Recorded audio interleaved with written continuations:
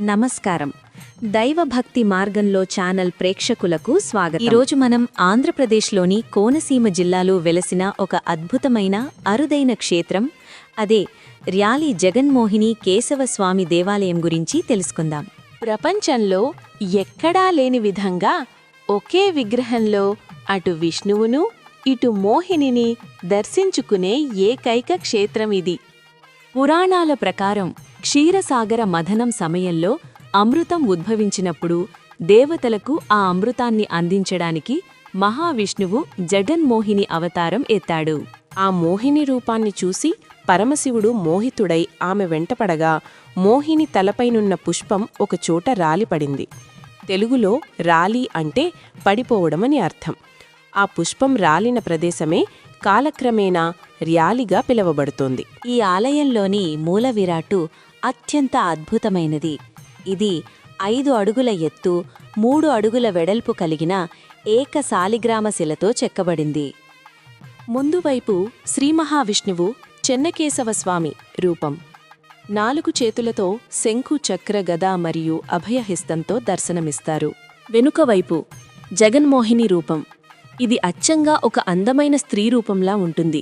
సిగ, జుట్టుముడి, ఆభరణాలు మరియు కుడికాలి పిక్కపై ఉండే ఒక పుట్టుమచ్చ ఈ విగ్రహంలో అత్యంత సహజంగా కనిపిస్తాయి. మరో ఆశ్చర్యకరమైన విషయం ఏమిటంటే, స్వామివారి పాదాల చెంత నుండి నిరంతరం నీరు ఉబికి వస్తూనే ఉంటుంది. దీనిని విష్ణు పాదోద్భవీ గంగా అని భక్తులు నమ్ముతారు. ఎన్ని నీళ్లు తీసినా అక్కడ జలం నిరంతరం ఊరుతూనే ఉండటం ఒక అద్భుతం. ఈ ఆలయానికున్న మరో పేరు బదిలీల ఆలయం. ఉద్యోగరీత్యా బదిలీలు కోరుకునేవారు ఇక్కడ పూజలు చేస్తే వారు కోరుకున్న చోటుకు ట్రాన్స్ఫర్ అవుతుందని భక్తుల ప్రగాఢ విశ్వాసం. అందుకే రాష్ట్రవ్యాప్తంగా అనేక మంది ఉద్యోగులు ఇక్కడికి వస్తుంటారు. ఈ గ్రామంలో విష్ణుమూర్తి దేవాలయానికి సరిగ్గా ఎదురుగా శ్రీ ఉమా కమండలేశ్వర స్వామి శివుడు ఆలయం ఉంది.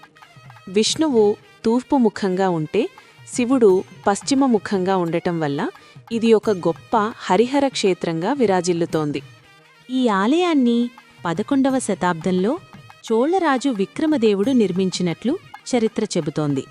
వేటకి వెళ్లిన రాజు అలసిపోయి నిద్రపోతున్నప్పుడు స్వామివారు కలలో కనిపించి ఇక్కడ భూగర్భంలో తన విగ్రహం ఉందని చెప్పారట.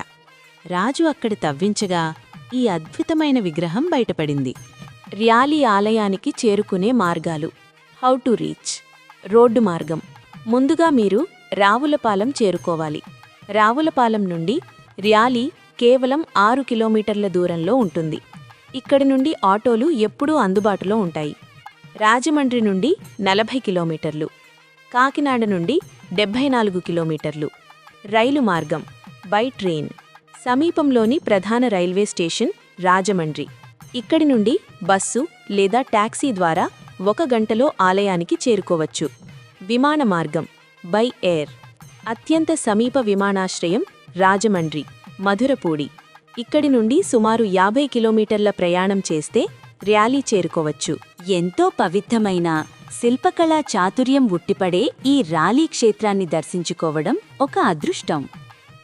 ఈ సమాచారం మీకు నచ్చినట్టయితే మా దైవభక్తి మార్గంలో ఛానల్ని సబ్స్క్రైబ్ చేయండి మరియు ఈ వీడియోని మీ మిత్రులతో పంచుకోండి. ధన్యవాదాలు.